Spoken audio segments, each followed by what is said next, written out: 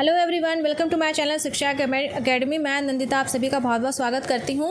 और आज हम वाइवा का पार्ट 3 लेकर आए हैं, जिसमें हम अगेन 25 इंपॉर्टेंट क्वेश्चंस को डिस्कस करेंगे। और ये क्वेश्चंस मैंने नहीं फ्रेम किए, ये क्वेश्चंस रियल वाइवा के हैं और जो कि मेरे ही स्टूडेंट्स ने शेयर किए हैं टेलीग्राम पे मेरा एक बीएड गाइडेंस ग्रुप है। अगर आपने अभी तक ज्वाइन नहीं किया है तो लिंक डिस्क्रिप्शन में दिया हुआ है, प्लीज़ उसको ज्वाइन करें।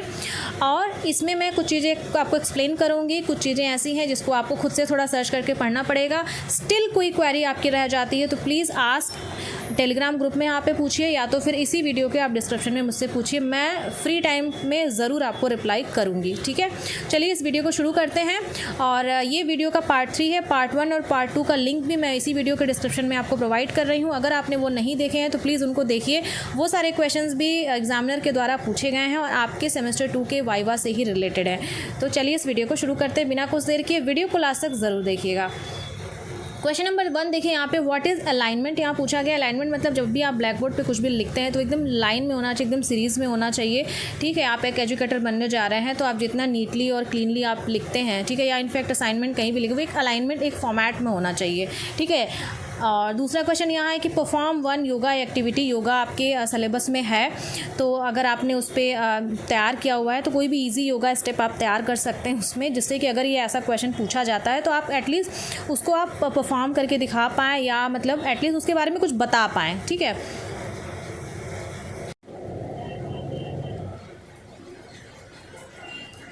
नेक्स्ट क्वेश्चन है, what is the most important skill for teaching science subject. ठीक है, तो यहाँ पे आपको पढ़ना पड़ेगा टीचिंग स्किल्स को बहुत डिटेल में, टीचिंग मेथड्स को इसके डिटेल में। तो यहाँ पे बहुत स्किल की बात की गई है, तो जितनी भी सारे स्किल है, आपका इंट्रोडक्शन है, प्रोबिंग क्वेश्चंस है, ठीक है, या आपका ब्लैक बोर्ड राइटिंग है, तो आई थिंक यहाँ पे जो स्किल ऑफ प्रोबिंग क्वेश्चन है वो सबसे ज़्यादा इंपॉर्टेंट स्किल्स माना जाएगा साइंस सब्जेक्ट के हिसाब से। ठीक है। Can anyone of you demonstrate probing question skill. तो ठीक है, तो आपने प्रोबिंग क्वेश्चन स्किल पे आपने कोई बनाया है माइक्रो टीचिंग लेसन प्लान, तो आप उसको वहाँ पे पढ़ाएंगे। देखिए यहाँ पे डेमो की ही बात हो रही है, डिमॉन्स्ट्रेट करना है आपको, प्रोबिंग क्वेश्चन स्किल को दिखाना है। ठीक है, तो यहाँ पे डेमो की ही बात कही जा रही है। ऑल्दो कई जगह नहीं पूछा गया है, कई जगह पूछा गया है, तो मेरी रिकमेंडेशन है कि आपने जो भी माइक्रो टीचिंग स्किल्स तैयार की है उन सबको आपने परफॉर्म करिए, एक मिरर के सामने कर लीजिए, या एक हाइपोथेटिकल सिचुएशन मान के आप प्रैक्टिस ज़रूर कर लीजिए।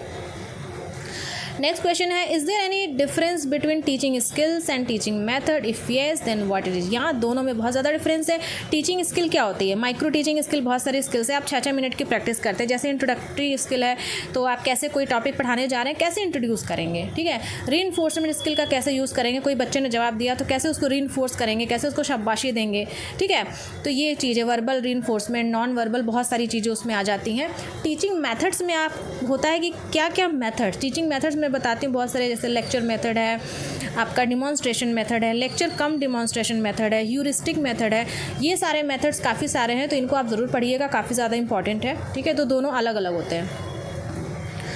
क्वेश्चन नंबर 6 से आप देखिए, questions from model and chart were asked. Definitely आप जो मॉडल चार्ट बनाएंगे उसको तैयार करना है कि आपने ये क्या बनाया है, इसके बारे में बताइए। ठीक है, ये है, who is the father of micro teaching, ये पूछा गया है। D.W. एलन है फुल नेम। फिर उसके बाद पूछा गया नेक्स्ट कि भाई कंप्लीट नेम बताइए, तो इनका कंप्लीट है ड्वाइट W. एलन। ठीक है।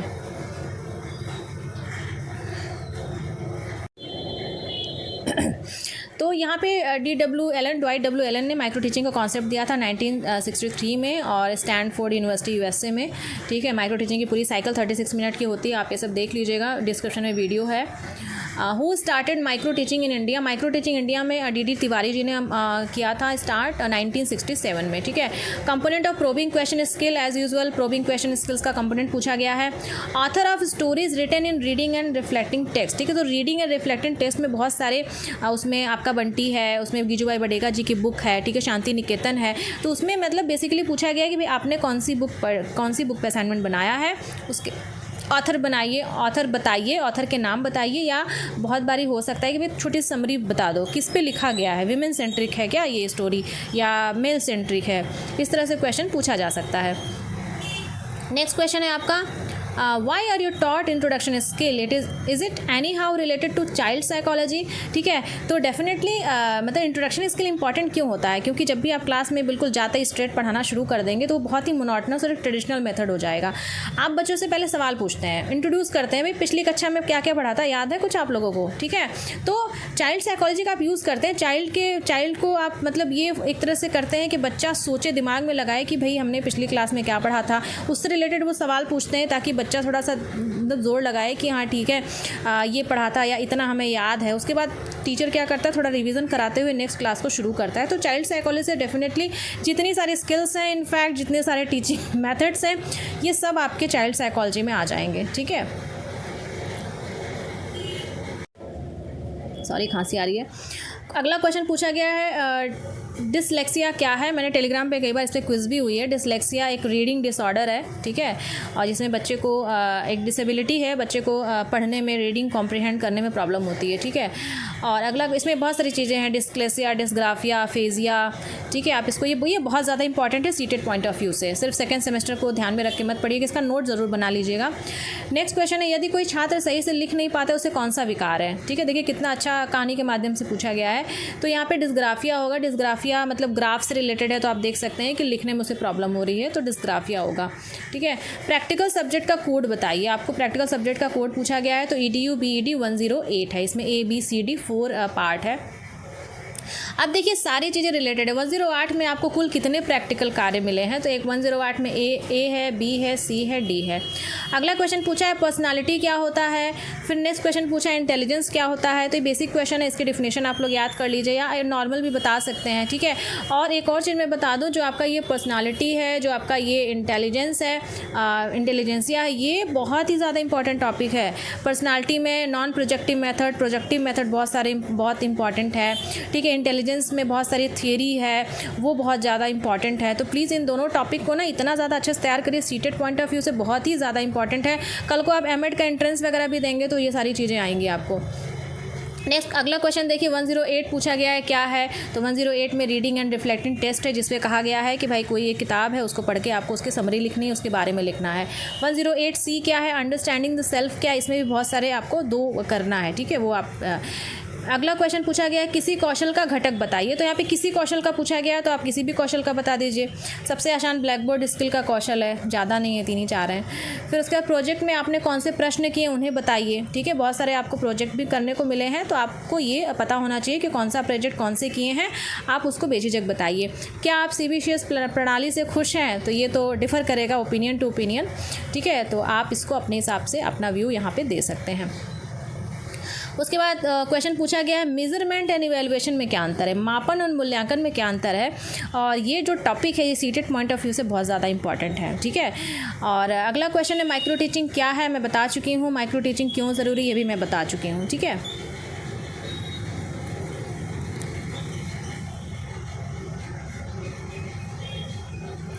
आई होप आपको इन 25 क्वेश्चन से कुछ आइडिया मिलेगा कि किस किस तरह के क्वेश्चंस एग्ज़ाम में पूछे जा रहे हैं।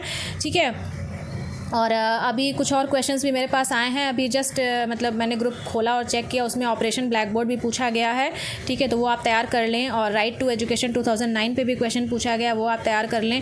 न्यू एजुकेशन पॉलिसी 2020 वो भी आप तैयार कर लें। ठीक है, थोड़ा सा ऐसे मतलब होलिस्टिक पॉइंट ऑफ व्यू से आपको देखना पड़ेगा अपने सब्जेक्ट को। सिर्फ असाइनमेंट से नहीं होगा, मतलब कई लोगों का हो भी सकता है, वो एग्जामिनर के ऊपर डिपेंड करता है।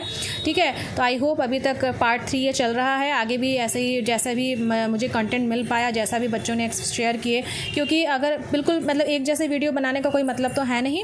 अगर कुछ अलग क्वेश्चंस मिलेगा तो मैं कोशिश करूँगी एक और वीडियो बना दूँ जैसा भी आगे। लेकिन अभी तक आई थिंक 75 क्वेश्चंस हैं, काफ़ी। तो बाकी अगर पार्ट 1 पार्ट 2 आपने नहीं देखा है तो इसी वीडियो के डिस्क्रिप्शन में मैं लिंक दे रही हूँ, उसको ज़रूर देखिएगा। और काफ़ी सारे अच्छे इंपॉर्टेंट क्वेश्चंस पूछे गए हैं। और आप ये देख लीजिए कि इन क्वेश्चंस को तैयार करने के साथ साथ सिर्फ वाइवा की आप तैयारी नहीं कर रहे हैं, एक तरह से आपका रिवीजन पे रिवीजन हो रहा है। साथ में आपको सीटेट के भी कहीं ना कहीं से डिस्ग्राफिया, डिसलेक्सिया ये सब आता है, मेजरमेंट, इंटेलिजेंस, पर्सनालिटी। ठीक है, चाइल्ड साइकोलॉजी क्या है, तो ये सारी चीज़ें आपको कहीं ना कहीं रिलेटेड आपको मिलेंगी। आज नहीं तो कल कहीं ना कहीं आपको इस पर बात करनी पड़ेगी, आपसे क्वेश्चंस पूछे जा सकते हैं। कहीं भी आप आगे टीचर बनेंगे, कहीं भी इंटरव्यूज़ में, कहीं भी। बीएस ब्लूम की टेक्सोनॉमी मुझे अभी जस्ट याद आया है, इसको आप ज़रूर पढ़ लीजिएगा। हो सकता है कोई एग्जामिनर को बिल्कुल फेवरेट हो। बीएस ब्लूम की टेक्सोनॉमी बहुत इंपॉर्टेंट है। मोस्ट स्पेसिफिकली जो कॉग्निटिव डोमेन का ट्रायंगल जो बनता है, जिसमें ओल्ड मॉडल और न्यू मॉडल, वो दोनों आप बिल्कुल तैयार कर लीजिएगा। और सबसे अच्छी बात है उसका नोट्स ज़रूर बना लीजिएगा, ठीक है। तो आई होप मैंने बहुत मेहनत की इस वीडियो में, और कंटेंट क्रिएटर ने इसको कंटेंट बनाया है, लिखा है कॉपी पे, उनकी राइटिंग काफ़ी अच्छी है। तो I truly thanks to him कि इतना अच्छा उन्होंने लिखा और मुझे भेज दिया, और मुझे इतनी मेहनत मेरी बच गई, ठीक है। तो वीडियो अच्छा लगा हो तो प्लीज़ लाइक शेयर सब्सक्राइब ज़रूर करिए, और don't forget to press the bell icon. Bell icon काफ़ी सारे लोगों ने नहीं प्रेस किया है, इसीलिए इंपॉर्टेंट वीडियोज़ हो सकता है आपकी मिस हो जाएंगी, और कहीं ना कहीं आपका ही कुछ नुकसान हो जाएगा, क्योंकि सारे ही इंपॉर्टेंट क्वेश्चंस हैं। और अगर वीडियो से आपको यूज़फुल लगता है, अगर आप सपोर्ट करना चाहते हैं, मॉनेटरी हेल्प करना चाहते हैं, तो प्लीज़ नीचे डाउनलोड के बगल में सुपर थैंक्स का फीचर है, आप मुझे सुपर थैंक्स बोल सकते हैं, ठीक है। और मेरे चैनल को सपोर्ट कर सकते हैं, मुझे सपोर्ट कर सकते हैं। तो मिलते हैं फिर नेक्स्ट वीडियो में। जिन लोगों का वाइवा अभी तक नहीं हुआ है, उनके बहुत बहुत all the best. I wish कि इसमें जो भी 75 क्वेश्चन अभी तक बनाए हैं, आपको उसमें हेल्प मिले। फ्यूचर में जो जूनियर्स इस वीडियो को देख रहे हैं, तो आप लोग को भी मैं बोलना चाहती हूँ ऑल द बेस्ट, क्योंकि ये जो भी क्वेश्चंस यहाँ फ्रेम किए हैं आपके ही सीनियर्स के द्वारा मतलब मुझे भेजे गए हैं टेलीग्राम पे, और मैं वीडियो बना पाई हूँ। आई होप ये फ्यूचर में भी ये वीडियो सबको हेल्प करे। तो मिलते हैं फिर नेक्स्ट वीडियो में। Thank you for watching.